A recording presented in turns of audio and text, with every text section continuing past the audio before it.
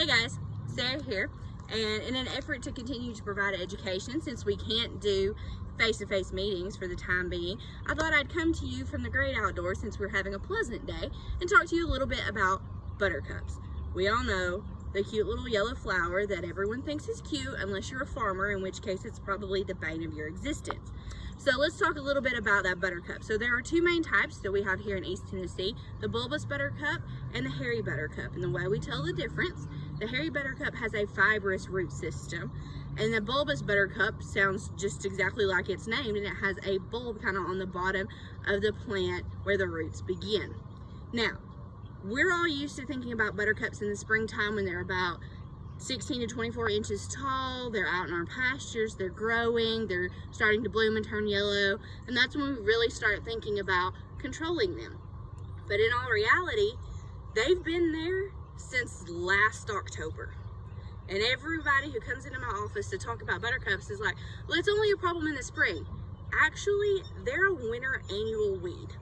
They have been there since last October, and they have been patiently growing and waiting all nice and low to the ground where we didn't think they were there, but they are. Why are buttercups a problem?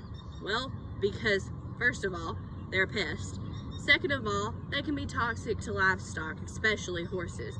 Now, typically our animals don't tend to eat them because they don't taste very good. They're not very palatable to our animals. But in the event where forage is limited and feedstuffs are rare, they may decide to consume some of those buttercups, and that becomes a problem because of an oil in the buttercup called protoimonin that is toxic to those animals, and it's the most concentrated in the leaves and the stems of the plants, which is what those livestock are most likely to eat. How do buttercups spread, you ask? Well, typically they spread by seed. And that is a problem because when we think about controlling them, we typically don't think of that until after they've bloomed, at which point it's kind of a lost cause. That's a problem because when they spread by seed, we see a buildup of that seed in the soil, and then we see an increased weed problem the next year. They compete with the grass and our desirable forages that we want, and they increase in density each year that they are uncontrolled. That's why it's very important that we take care of the buttercups in our pastures and our hayfields before they become a major problem. So how do we do that? The easiest and quickest answer is to control them with a herbicide. Okay, we all know that for herbicides to work, whatever the case may be, typically that is achieved when it's been 60 degrees for 3 days in a row. Best time to control buttercups ideally is going to be in the fall, late October, November, and even into December. We're past that, so at this point we're looking at controlling them in the late part of winter and now even into early spring. And people are telling me, well, Sarah, it's been 60 to 70 degrees for a while now. Is it too late to spray for buttercups? We can spray for buttercups all the way through late March, so now, and even into early April.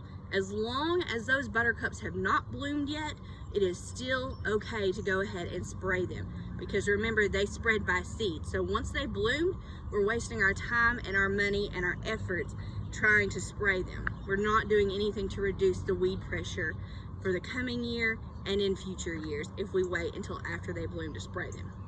The best herbicides to control the buttercups of both varieties are going to be 2,4-D ester or 2,4-D amine, as well as Graze on Next HL.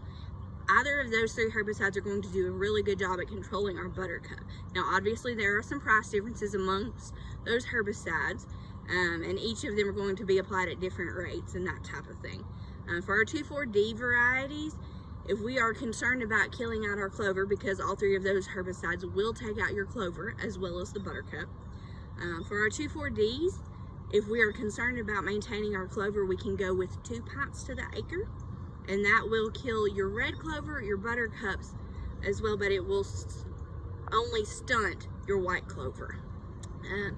If we have a thick stand of buttercups or very little to no clover, we would consider going with 4 pints to the acre, because that would get us really good control. For our Graze on Next HL, we want to make sure that we read the label and get the appropriate amount per acre. As with any herbicide, we need to follow the label, make sure we know all of the restrictions and the issues that we may encounter with using them, as well as use the correct personal protective equipment. and be good stewards of those tools that we have to use. If you have any questions about Buttercups or you're wanting to know how that would work on your operation, give me a call, 423-623-7531, or reply to this Facebook video, or shoot me an email, either one. Bye guys.